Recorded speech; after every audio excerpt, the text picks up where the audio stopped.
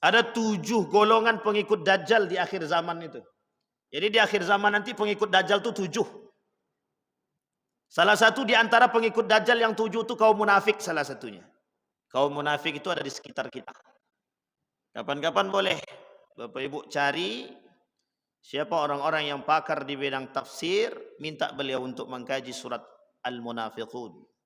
Biar Bapak Ibu tahu karakter orang munafik itu dari dulu sampai sekarang seperti apa. Tidak ada perbedaan sedikit pun, sama. Dan itu yang disampaikan oleh Nabi di akhir zaman, kata Nabi.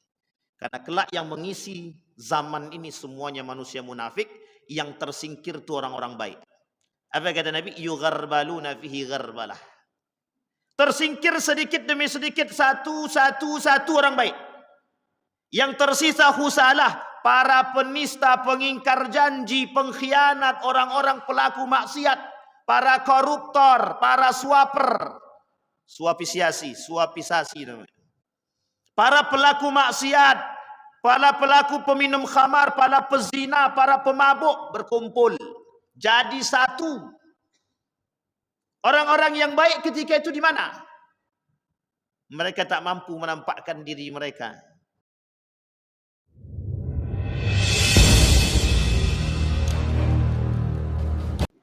Assalamualaikum warahmatullahi wabarakatuh.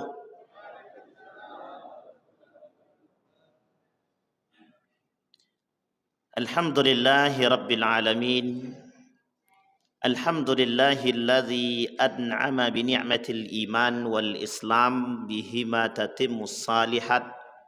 Ashhadu an la ilaha illallah wahdahu la syarika lah wa ashhadu anna Muhammadan abduhu wa rasuluh la nabiyya ba'd. Allahumma salli wa sallim wa barik ala hadha an-nabiyil karim. Allahumma salli ala Muhammad wa ala ali Muhammad fil alamin innaka Hamidum Majid. Ya ayyuhan nasu ittaqu rabbakumul ladzi khalaqakum min nafsin wahidah wa khalaqa minha zawjaha wa batha minhuma rijalan katsiran wa nisaa wattaqullaha alladzi tasaaluna bihi wal arham innallaha kana 'alaikum raqiba. Wa qala Allah ta'ala ya ayyuhalladzina amanu ittaqullaha wa qulu qawlan sadida yuslih lakum a'malakum wa yaghfir lakum dhunubakum wa may yuti'illaha wa rasulah faqad faza fawzan 'azima. Puji syukur kehadirat Allah atas limpahan rahmat dengan mengucapkan alhamdulillahirabbil alamin. Bersalawat kepada Nabi dengan mengucapkan Allahumma salli ala Muhammad wa ala ali Muhammad fil alamin innaka Hamidum Majid. Bapak Ibu sekalian yang berbahagia, mudah-mudahan di maghrib ini Allah limpahkan rahmat dan karunia-Nya kepada kita semua. Allah jadikan rumah tangga yang sakinah, mawaddah warahmah. Allah anugerahkan anak-anak yang saleh dan salihah. Allah istiqamahkan kita dalam kebaikan dan ketaatan kepada Allah. Kelak Allah matikan kita dalam keadaan husnul khatimah. Amin ya rabbal alamin. Baik Bapak Ibu sekalian yang berbahagia, di malam hari ini atau di maghrib ini tak banyak hal yang ingin kami sampaikan. Ada satu hadis yang disampaikan oleh baginda Nabi Muhammad sallallahu alaihi wasallam. Insyaallah mudah-mudahan waktunya cukup kita sampaikan dan kita jabarkan. Kata Nabi dalam hadisnya, sittatu asya'in tuhbitul a'mal. Ada 6 perkara yang bakal membuat sittatu asya'in yadkhulun nar qabla al-hisab. Ada 6 perkara yang bisa mengantarkan umat manusia masuk ke dalam neraka tapi tanpa hisab. Ada perbuatan amal ibadah masuk surga tanpa hisab. Sekarang masuk neraka tanpa hisab. Pilih mau masuk surga tanpa hisab atau masuk neraka tanpa hisab. Itu pasti pilihan yang sangat-sangat tidak pilihan. Karena mustahil bagi manusia yang mau. Tapi Bapak Ibu, kata Imam Al-Ghazali itu, aku ni bukan orang soleh, tapi aku berharap jadi bisa berkumpul dengan orang-orang soleh. Gitu. Dalam syair Abu Nawas itu ada, ya Allah, aku tidak sanggup, tidak layak masuk ke dalam surga, tapi aku tak sanggup masuk ke dalam neraka. Kira-kira kalau sudah tak layak masuk surga, tak sanggup masuk neraka, tempatnya di mana? Ada yang tahu Bapak Ibu tempatnya di mana? Ya tidak ada pilihan Bapak Ibu, kalau tidak surga ya neraka. Tidak ada pilihan tengah-tengah itu, tidak ada. Kalau tidak masuk ke dalam surga ya masuk ke dalam neraka. Karena manusia pilihannya cuma dua, kalau tidak baik ya buruk. Kalau tidak baik, buruk. Kata Nabi, sittatun yadkhulun nara qabla al-hisab. Kemudian, qila man hum ya Rasulullah, siapa mereka? Ini kata Nabi, siapa mereka? Kata para sahabat kepada Nabi. Kemudian Nabi bilang, qala. Kita ambil poin-poin pentingnya 6. Kalau 6 itu agak banyak sikit. Yang pertama kata Nabi, al-umara'u bil jur, pemimpin yang zalim, pemimpin pendusta, pemimpin pengkhianat, pemimpin yang jahat, pemimpin yang buruk, semua diktator, otoriter jadi satu. Ini pemimpin. Kata Nabi, al-umara'u bil jur, kullukum ra'in wa kullukum mas'ulun an ra'iyatihi. Sampai-sampai Imam Hasan Al-Basri mengatakan, inna saddan nas yaumal qiyamah razzaqahullahu mansiban liyusiba bihi mujtaba. Kata Nabi, kata Hasan Al-Basri, kelak di hari kiamat itu orang yang paling kencang menyesalnya, nangisnya itu orang-orang yang diberikan oleh Allah mansibah.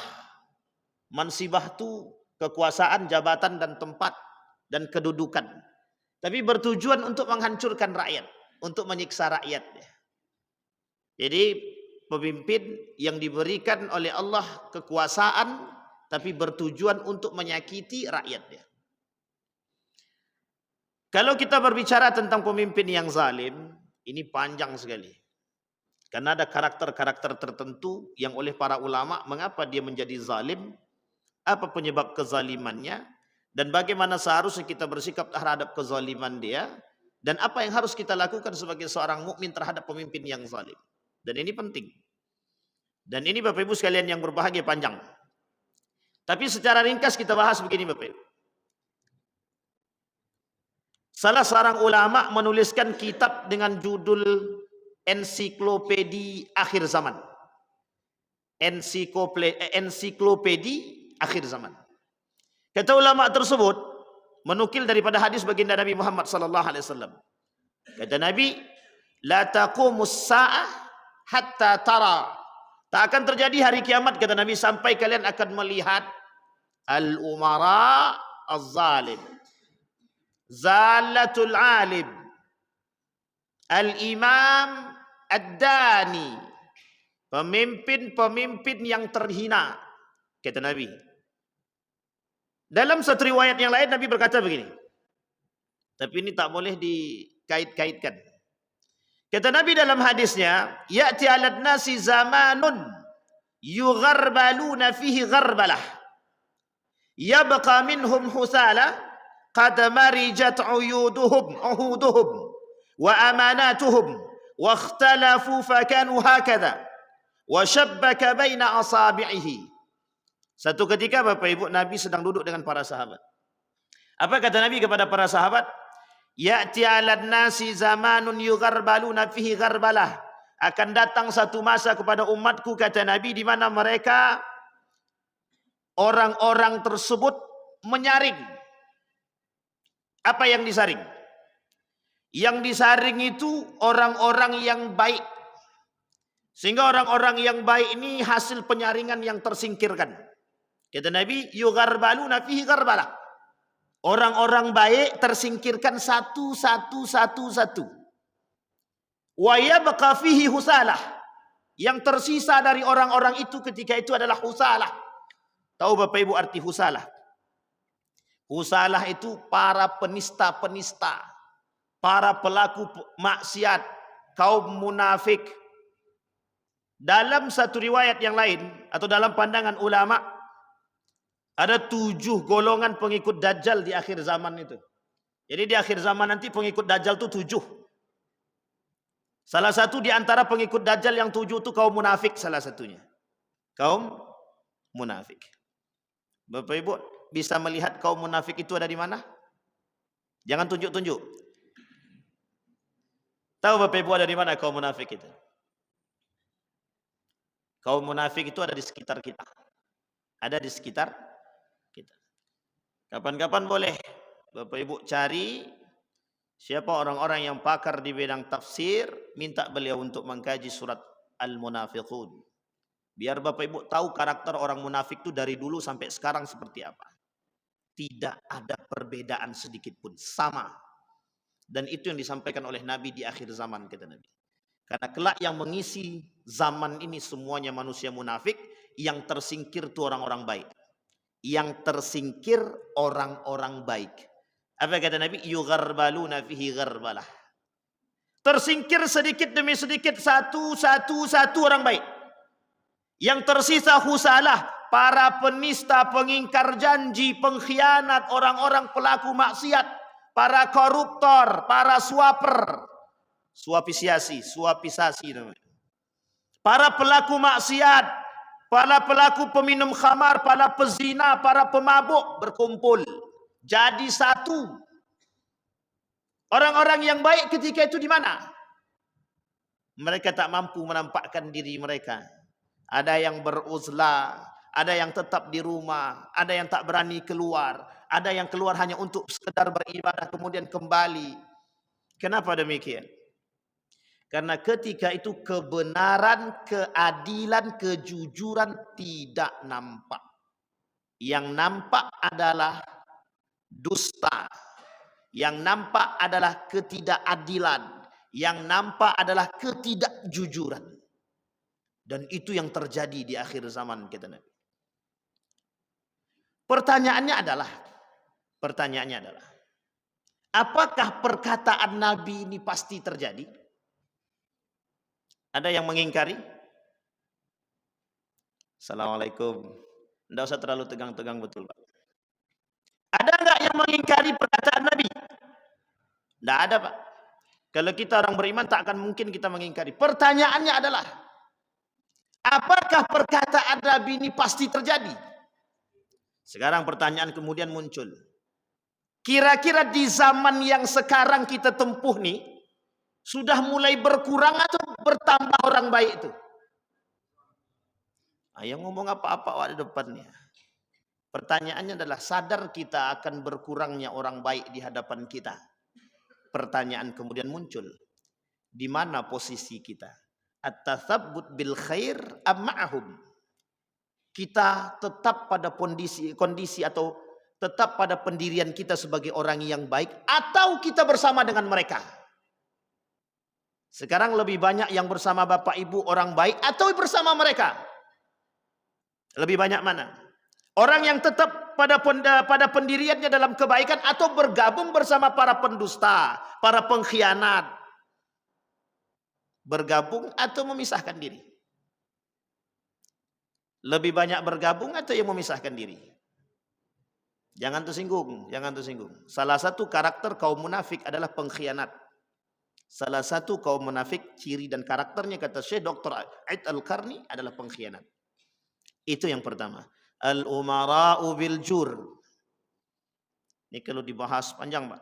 Tapi begitu kata Nabi, kerap memang akhir zaman itu isinya memang para pemimpin-pemimpin yang zalim.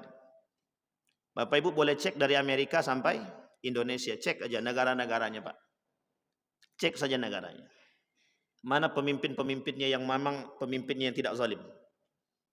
Saya tak katakan pemimpin Indonesia zalim ya. Tapi kita mengambil daripada sejarah. Kita kemudian melihat daripada sejarah, kita melihat daripada perkataan baginda Nabi, kita melihat dari perkataan Allah dalam Al-Quran. Coba kita runut. Hampir 80% perkataan Nabi sudah mulai terbukti. Sudah mulai terbukti. Semenjak terbukanya, semenjak runtuhnya Turki Utsmani, semakin nampak apa pengaruhnya. Siapa yang membuat itu terjadi? Apakah ini skenario ataukah ini dibuat oleh orang-orang tertentu? Baik. Sekarang Bapak Ibu, adakah hari ini program yang kita bangun untuk membangun para pemimpin-pemimpin yang adil, pemimpin-pemimpin yang baik? Ada enggak program kita menciptakan generasi-generasi pejuang yang memperjuangkan kebaikan? Ada enggak program kita yang hari ini memunculkan generasi-generasi yang berani mengatakan kebenaran dan meninggalkan kebatilan? Adakah hari ini program yang mencetak kader umat pemberani? Jangan tersinggung. Memang begitu keadaan kita hari ini. Yang pertama, al-umara'u bil jur. Kita tak usah panjang pada masa itu. Yang kedua, kata Nabi yang kedua, al-arabiyatu bil asabiyah. Al-arabiyatu bil asabiyah, kiasan untuk semua. Orang Arab yang sangat fanatik terhadap golongan mereka. Ini kiasan untuk semua. Akan bermunculan, kata Nabi, di akhir zaman itu kelompok-kelompok fanatik. Yang fanatik terhadap golongannya, yang fanatik terhadap mazhabnya, yang fanatik terhadap apa namanya itu, kelompok dia, firqah dia. Yang bermunculan apa? Orang-orang yang, mohon maaf, ini Nabi yang nyampai, bukan saya. Kata Nabi, kelak di akhir zaman yang muncul orang-orang yang bodoh. Yurfa'ul ilma wa yathbutul jahlu. Ilmu diangkat dari orang-orang yang tersisa adalah orang-orang yang bodoh, kata Nabi. Wa yathbutul jahlu. Jahlu itu artinya bodoh. Tidak bisa diartikan apapun, tidak bisa. Diartikan orang tidak berilmu, memang arti jahlu itu bodoh. Dulu ada orang jenius. Sekarang tak ada lagi orang jenius. Yang ada orang pinter. Orang pinter mulai berkurang semakin sedikit demi sedikit. Oh, itu sudah menjadi sunnatullah. Bukan sunnatullah. Memang itu perkataan Nabi. Akan berkurang. Orang berilmu seperti apa yang berkurang? Orang berilmu yang dengan keimanannya. Kalau orang pinter banyak. Orang berilmu hari ini banyak. Yang bergelar profesor itu banyak. Yang bergelar doktor itu banyak.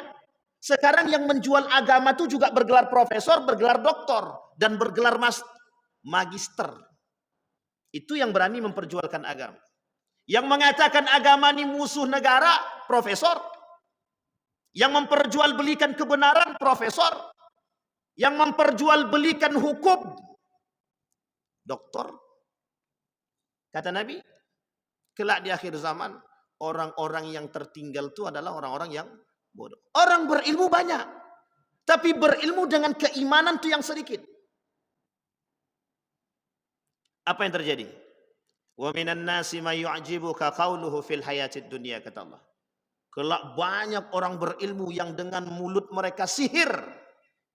Mereka mampu menyihir manusia dengan lisan mereka karena keilmuan mereka. Tapi mereka tidak mengajak kepada keimanan kepada Allah, kata Huzaifah ibn al-Yaman. Justru mereka mengajak kepada abwabu jahannam. Mereka berilmu tinggi, tapi mereka tak mengajak kepada ketaatan kepada Allah. Tapi mereka mengajak kepada pintu neraka jahannam. Itu yang menyampaikan Nabi dalam hadisnya yang dikeluarkan oleh Huzaifah ibn al-Yaman. Ketika ditanya oleh Huzaifah ibn al-Yaman apa yang bakal terjadi, kata Nabi, kelak akan muncul du'atun ila abwabi jahannam.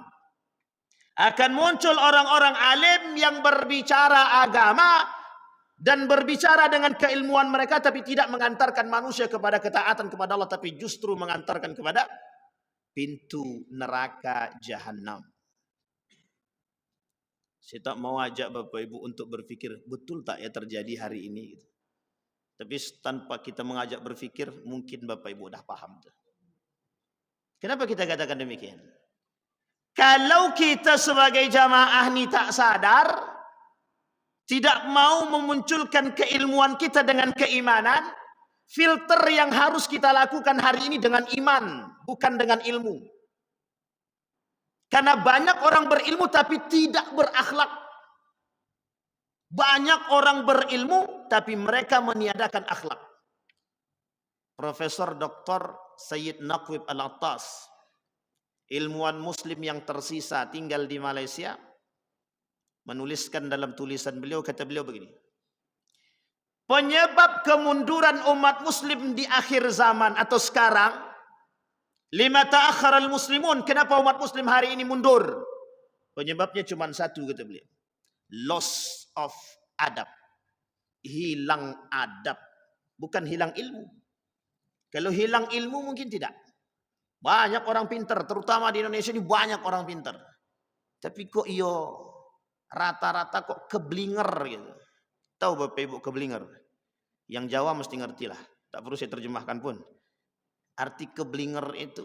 Lah kok tak sejalan. Kecerdasan mereka dengan akhlak mereka tuh kok nggak sejalan. Banyak dalih yang mereka gunakan Bapak Ibu. Kembali kepada poin nomor 2 tadi. Al-asabiyatu bil al-arabu bil asabiyati. Fanatisme. Fanatisme yang muncul akhir-akhir ini itu bukan fanatisme karena keilmuan. Fanatisme karena kebencian. Hari ini bermunculan kelompok-kelompok yang saling membenci, mencaci, memaki sesama kelompok. Nabi dah kata, itu perkataan Nabi Bapak Ibu. Sudah sunnatullah begitu. Sudah Nabi yang ngomong, pasti terjadi. Hanya saja Bapak Ibu jangan ikut-ikutan mencaci dan memaki. Karena fanatisme tanpa ilmu berdampak pada perbuatan yang sama sekali tidak diinginkan oleh Allah. Yang terjadi hari ini itu. Yang terjadi hari ini itu. Di mana-mana termasuk di Pekanbaru. Mereka menganggap diri mereka paling baik. Antara satu dengan yang lain. Yang satu nyerang satu. Yang satu nyerang ke yang lain. Pertanyaannya yang bingung siapa? Kita Pak. Yang bingung. Yang benar ini yang mana? Kedua-duanya salah. Yang menganggap diri dia paling benar dan menolak kebenaran dari yang lain salah. Sama. Kedua-duanya sama. Man ahlakan nasu fahuwa ahlaku man kafara fahuwa kafir.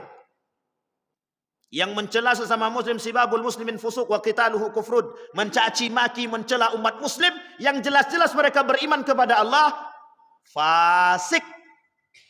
Dan membunuh mereka kafir. Membunuh ada dua. Membunuh dengan senjata. Yang kedua membunuh dengan lisan. Namanya pembunuhan karakter. Membunuh dengan lisan itu lebih tajam daripada membunuh dengan pisau. Apa kaitannya dalam Al-Quran? Al-fitnatu asyaddu minal qatl. Dua Pak kalimatnya dalam Al-Quran. Al-fitnatu asyaddu minal qatli. Yang kedua al-fitnatu akbaru minal qatl.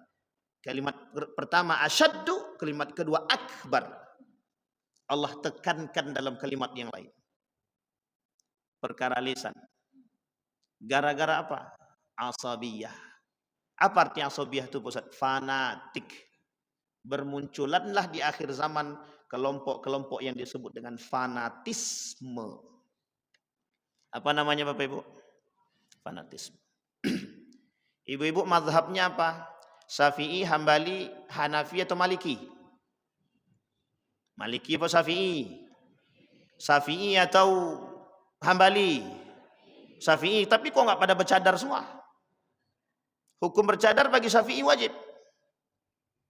Yang sunnah itu Imam Ahmad bin Hambal. Imam Ahmad bin. Ibu-ibu pakai kaos kaki enggak kalau keluar rumah? Pakai. Ada enggak yang enggak pakai kaos kaki? Ada. Itu mazhabnya siapa? Syafi'i itu bukan? Yang keluar rumah tanpa kaos kaki itu mazhabnya Imam Abu Hanifah, Imam Malik. Yang pakai kaos kaki mazhabnya Imam Syafi'i. Lebih banyak mana? Ikut mazhab Syafi'i atau Imam Malik? Atau Imam Abu Hanifah? Sekarang pertanyaannya, apa boleh tidak kita melakukan demikian? Boleh tidak kita menyalahkan ibu katanya Syafi'i tapi sekarang kok nggak bercadar? Berarti ibu ini pengikut abal-abal. Bisa kita katakan begitu? Tidak. Tidak bisa. Kenapa tak bisa? Karena pada masa mereka tidak ada caci maki. Yang boleh melakukan caci maki, bukan caci maki. Yang boleh mengatakan, melemahkan konsep-konsep itu hanya orang-orang yang berilmu. Hari ini itu yang berbicara orang-orang yang dungu. Makanya mereka dengan bebas berkata, oh si Anu, oh si B, oh si C. Karena asabiyah yang mereka lakukan tanpa ilmu. Kalau dia fanatik dengan ilmu, dia tak akan mencaci maki orang lain. Kalau dia fanatik dengan ilmu. Ini yang kita tak mau Bapak Ibu. Karena dalam kehidupan kita tidak mutlak Syafi'i. Di dalam kehidupan kita tidak mutlak Syafi'i. Dan kita tidak berhak mengatakan yang bukan Syafi'i salah. Dan kita tak berhak mengatakan yang bukan Hambali salah. Yang bukan Maliki salah. Tidak bisa, Pak. Ada satu kondisi kita menggunakan madhab A, ada satu kondisi kita menggunakan madhab B, dan itu kondisi-kondisi tertentu. Bukan berarti kita lepas pada pegang. Kita boleh berpegang teguh, Pak. Hukum berpegang pada satu madhab itu sunnatun muakkadah. Bahkan ada yang mengatakan wajib, betul, wajib tapi tak mengharamkan bagi yang lain. Ini unik, Pak, unik. Saya sering ditatar pertanyaan, Ustaz, tadi kami kan lupa, Ustaz. Lupa kami tadi. Lupa apa? Lupa pakai cadar katanya. Gimana, salahkah kami? Kemudian ada kami sholat, Ustaz. Tiba-tiba kami tak sholat tahiyatul masjid. Ada orang bilang sama kami tak sah sholat kami, Ustaz. Sampai dia bilang pokoknya tak usah sholat sini. Anda tidak sah sholat Anda, pergi balik ke rumah, kata dia. Saya bilang ini kelompok mana lagi? Ini lebih parah daripada sesat ini kalau begitu. Sampai sini paham Bapak Ibu? Jadi kondisi kita Bapak Ibu, kondisi al-Arab bil asabiyah. Ini kiasan untuk semua. Kalau kita kembalikan kepada al-Arab wal asabiyah, orang Arab yang fanatik banyak. Hari ini bermunculan Bapak Ibu perkataan Nabi itu, terbukti. Orang Arab itu, jangankan orang Arab, yang baru masuk ke Arab aja rasisnya kuat. Rasis Bapak Ibu, rasis. Orang Arab itu sangat fanatik terhadap kelompok mereka. Misal Bapak Ibu dari kabilah Tamim. Itu orang-orang Tamim tidak mau Bapak Ibu. Mereka akan hebat-hebatan. Mana yang paling hebat? Daluskah, Tamimkah, Kubaikah atau apakah? Begitu Bapak Ibu. Sehingga rasismenya tinggi. Rasis di sana tinggi. Mereka akan bergaul bersama mereka. Dan sekarang mulai nampak sedikit demi sedikit. Kalau dulu nampak memang. Sekarang mulai nampak dan mulai berkembang. Itu kalau kita kembalikan kepada Arab. Jangan salah Bapak Ibu. Di Arab tuh rasisnya tinggi. Jarang orang kaya mau duduk dengan orang miskin. Yang kita tengok tuh segelintir saja Pak. Seorang syekh bernama Syekh At-Turaifi namanya. Syekh At-Turaifi itu ketika dia berbicara mengatakan bahwa hilangkan perbedaan antara setiap kelompok, kata Syekh At-Turaifi. Dan dia membantah kebijakan pemerintah. Besok masuk penjara tuh Bapak Ibu. Sampai sekarang belum keluar lagi. Hanya gara-gara protes terhadap kebijakan pemerintah untuk kesetaraan. Artinya apa? Dia ingin mengatakan tidak ada perbedaan antara kaya dan yang miskin. Gitu. Tak. Akhirnya Pak masuk penjara. Namanya Syekh Turaifi. Jangan salah Pak. Mudah-mudahan di tempat kita tidak. Mudah-mudahan di negara kita tidak. Itu yang kedua. Apa kesimpulan daripada asabiyah tadi? Jangan sampai fanatik yang berlebihan. Nabi kata dalam hadisnya, la taghlu fi dinikum. Jangan kalian berlebihan tanpa ilmu terhadap agamamu.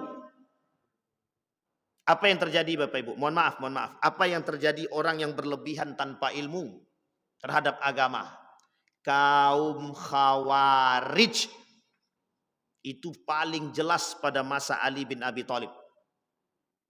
Ali bin Abi Thalib ketika pulang dari perang Siffin, di tengah perjalanan keluar dari barisan Ali, 200 lebih yang keluar, mereka pergi ke perbatasan Harura antara Kufah.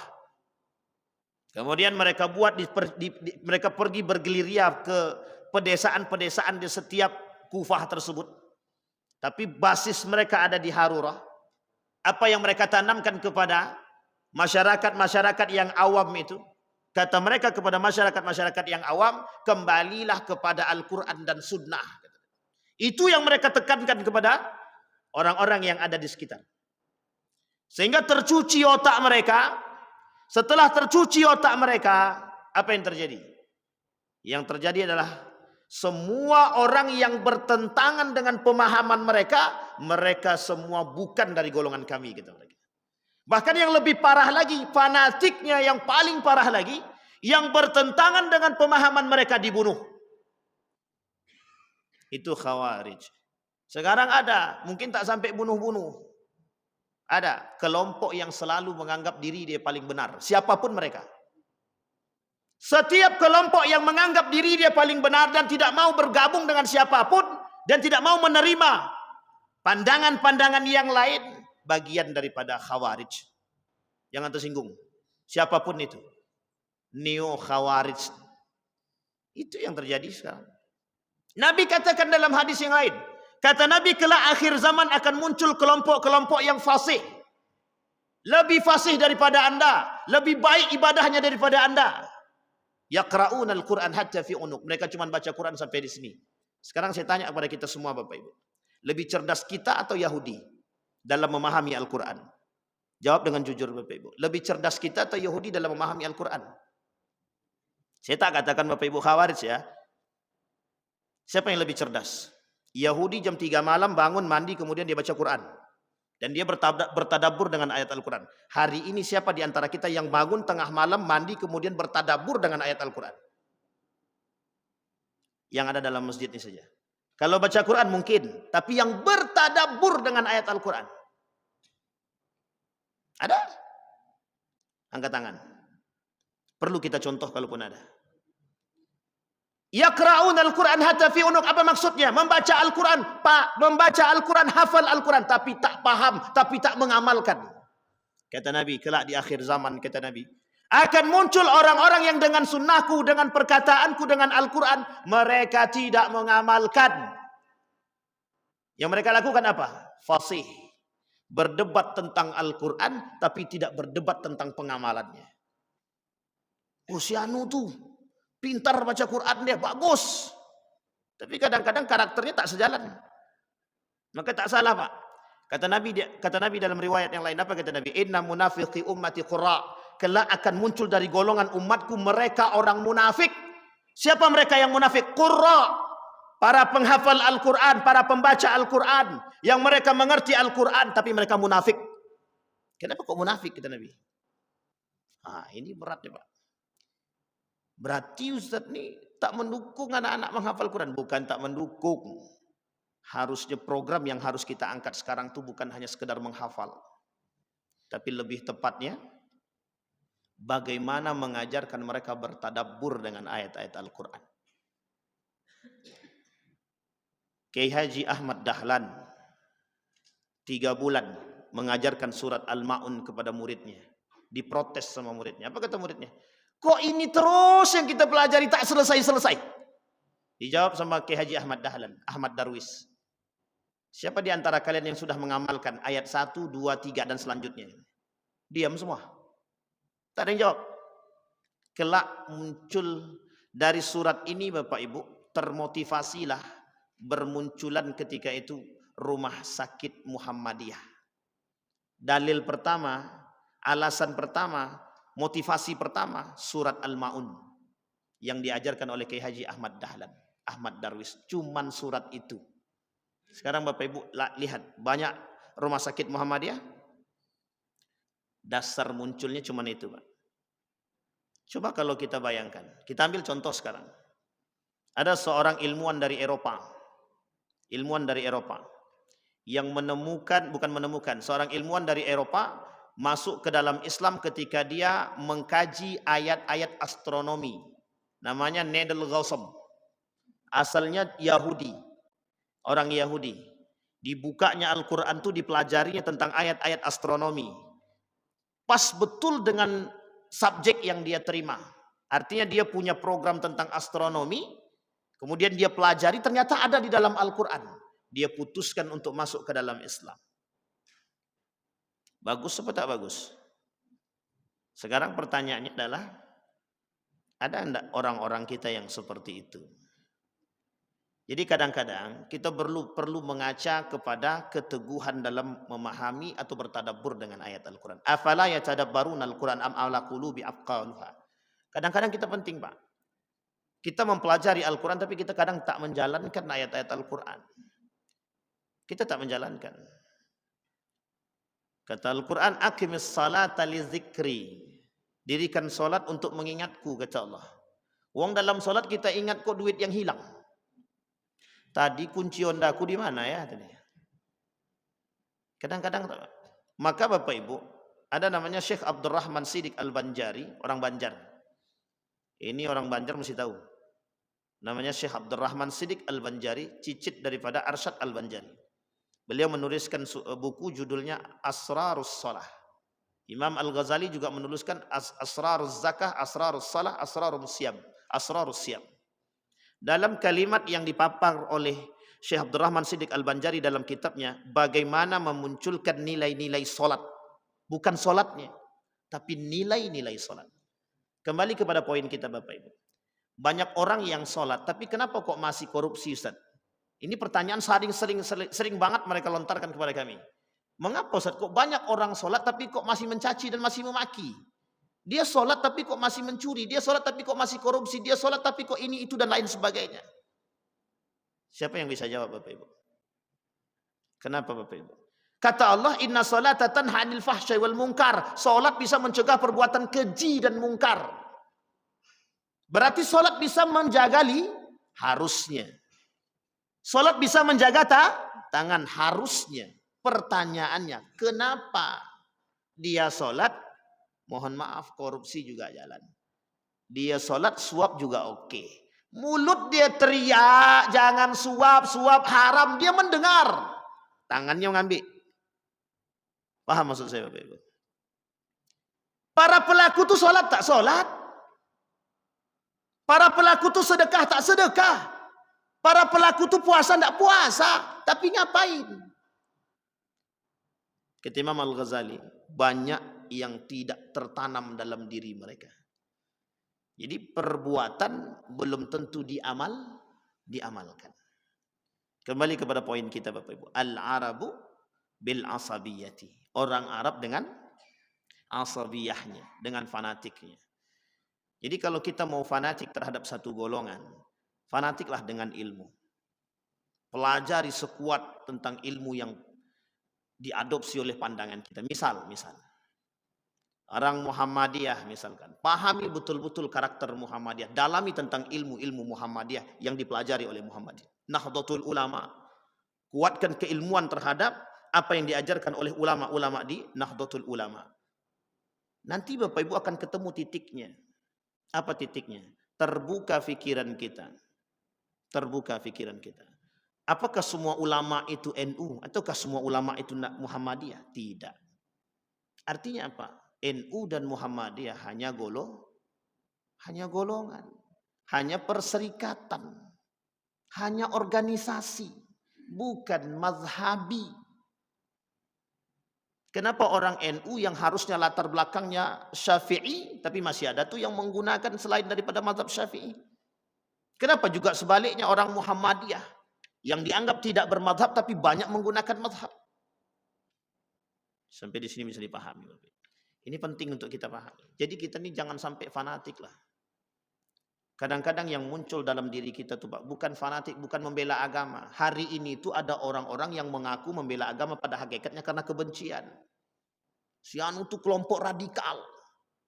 Diserang terus. Sampai dibawa kepada jalur-jalur pilkada.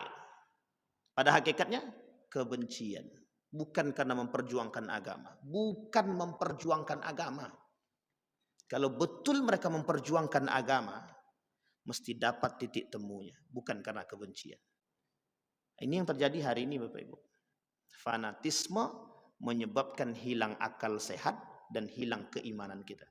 Nomor 3. Waddahaqin bil kibr. Para penjajah dengan kesombongannya. Ini saya ambil secara global. Ada namanya Zionisme. Ada namanya Amerika. Sekarang Amerika itu adalah negara paling sombong di muka bumi ini. Jadi kalau Bapak Ibu mau kata Amerika itu Dajjal, boleh aja tuh. Mungkin namanya Dajjal yang terselubung. Kenapa kita katakan demikian Bapak Ibu? Negara Amerika berhasil menjajah semua negara yang ada di dunia ini. Tapi kalau disederhanakan maknanya, hari ini itu Bapak Ibu, kita ini sedang dijajah. Merdeka secara fisik tapi tak merdeka secara mental. Kita merdeka secara fisik, tapi kita tidak merdeka secara mental. Kenapa saya katakan tidak merdeka secara mental? Hari ini kita dijajah dari dunia fikiran, kita dijajah dari dunia pendidikan, kita dijajah dari dunia mental. Dan kita lebih parahnya lagi yang dijajah adalah akhlak. Akhlak kita hari ini dijajah. Bagaimana cara mereka menjajah? Mereka tidak menjajah dengan fisik. Mereka tidak menyerang negara kita. Tapi yang mereka serang apa? Karakter, pendidikan, moral, ekonomi. Sedikit demi sedikit mereka perang. Sekarang tak perlu sedikit-sedikit lagi. Serang habis-habisan. Tapi kan kita tidak tahu. Kita tidak sadar. Ya, kita tidak sadar. Berapa banyak anak-anak kita yang sekarang ini dijajah oleh gadget. Berapa banyak anak-anak kita hari ini dijajah oleh judi online. Berapa banyak hari ini manusia dijajah oleh game online. Berapa banyak orang hari ini dijajah oleh pinjol. Berapa banyak orang hari ini dijajah oleh prostitusi online. Berapa banyak hari ini kita dijajah oleh pendidikan-pendidikan yang tidak bermutu dengan dalih pendidikan karakter pada hakikatnya makin tidak berakhlak. Siapa yang datang? Siapa yang memasukkan pemikiran-pemikiran demikian? Siapa yang masukkan? Harus kita akui, Pak. Mereka yang belajar ke Eropa, balik ke sini diberikan posisi, mereka rusak, mereka rancuhkan semua.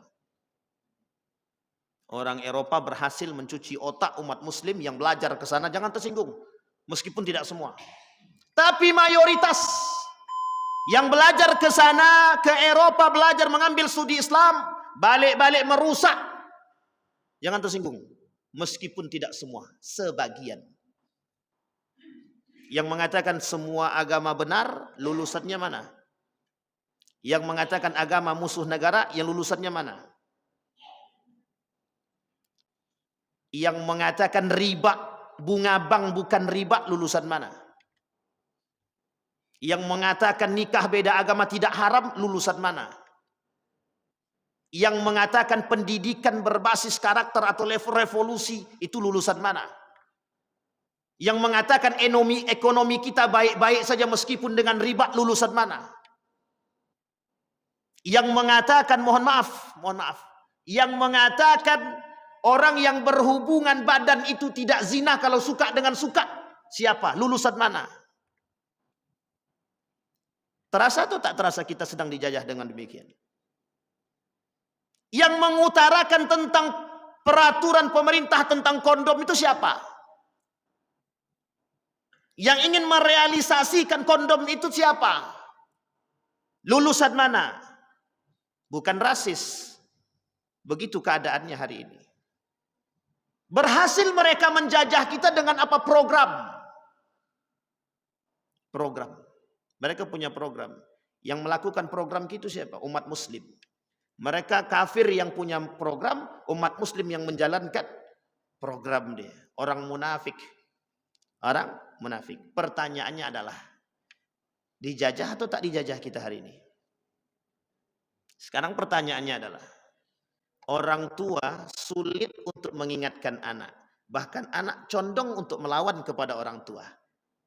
Itu hasil penjajahannya, Pak. Hasil penjajahannya. Nak, sholat. Emak aja dulu. Berani enggak emaknya mukul dia? Nanti kalau dipukul Ustaz, kena undang-undang perlindungan anak. Betul apa salah? Mereka akhirnya didukung, di backup. Yang rusak apa? Karakter. Akhirnya apa? Emak sholat, anak kata emaknya, ya udahlah. Mudah-mudahan kau dapat hidayah ya. Tidak ada lagi ketegasan dalam rumah tangga untuk mengajak anak untuk sholat, itu tak ada lagi. Kalau kau mau sholat silakan, kalau tak mau sholat tak urus. Lepas tanggung jawab mak. Jangan salah, Pak. Jangan katakan lepas tanggung jawab kita. Seberapa besar usaha kita mengajak anak. Qu anfusakum wa ahlikum nara, kata Allah. Itu ditekankan oleh Allah. Jaga anakmu. Jaga keluargamu dari api neraka. Seorang ayah yang tidak memberikan pendidikan agama kepada anaknya pengkhianat. Berkhianat kepada Allah. Jadi jangan salah Bapak Ibu. Kalau hari ini kita tidak bisa memberikan pendidikan tauhid dan agama kepada anak kita, itu pengkhianat kepada Allah. Karena janji kita adalah, tugas kita adalah, pendidikan kita adalah Dan janji kita kepada Allah wajib memberikan pendidikan agama kepada anak. Berat atau ringan tugas kita hari ini? Coba dampak dari penjajahan mereka. Yang mereka jajah apa? Yang mereka jajah keinginan dan kebutuhan kita. Mereka cuma menjajah kita melalui keinginan kita dan kebutuhan kita. Mereka manjakan kita dengan HP. Mereka manjakan kita dengan A, B, C, D. Sekarang anak-anak malas. Cuci piring pun masih orang tua. Anak dah SMA. Yang nyuci baju masih maknya. Anak sudah kuliah. Yang parahnya lagi anak sudah nikah. Mak pun jadi pembantu rumah tangga. Bayangkan. Siapa yang ngasuh cucu? Siapa yang ngasuh anak kau? Bapaknya ada, kakeknya dah. Kakeknya lah tiap pagi. Nah cucu. Memang senang kakeknya sama cucunya. Tapi secara tak sadar, Pak. Secara tidak sadar kita sudah dijajah. Karakter. Baik Bapak Ibu. Terakhir sebelum kita tutup. Wattujaru bil khiyanati. Kata Nabi, saya tak panjang lebar. Wattujaru bil khiyanah. Apa tujaru bil khiyanah? Para pebisnis ulung dengan pengkhianatan mereka. Banyak kelak di akhir zaman kata Nabi yang berdagang, berjual beri, para pembisnis itu menipu, pengkhianat demi keuntungan. Yang penting duit dapat, piti masuk, mau halal kek mau haram kek terserah gitu dia. Yang penting piti masuk, perutku terisi Allah. Yang lain terserah. Nak haram kek, nak halal kek lantak, terserah. Itu perkataan Nabi, bukan saya. Kata Nabi di akhir zaman tu orang tak mikir lagi mau halal kek mau haram kek terserah gitu. Yang penting piti masuk. Saya tak panjang di sini. Mudah-mudahan ada manfaatnya bagi kita semua. Harusnya bisa kita selesaikan tapi ternyata cuma sampai nomor 4. Mudah-mudahan kalau Allah izinkan kita ketemu, kita sampaikan, kita selesaikan. Saya kira itu saja, mudah-mudahan bermanfaat bagi kita semua. Fa'tabiru ya ulil absar la'allakum tuflihun. Assalamualaikum warahmatullahi wabarakatuh.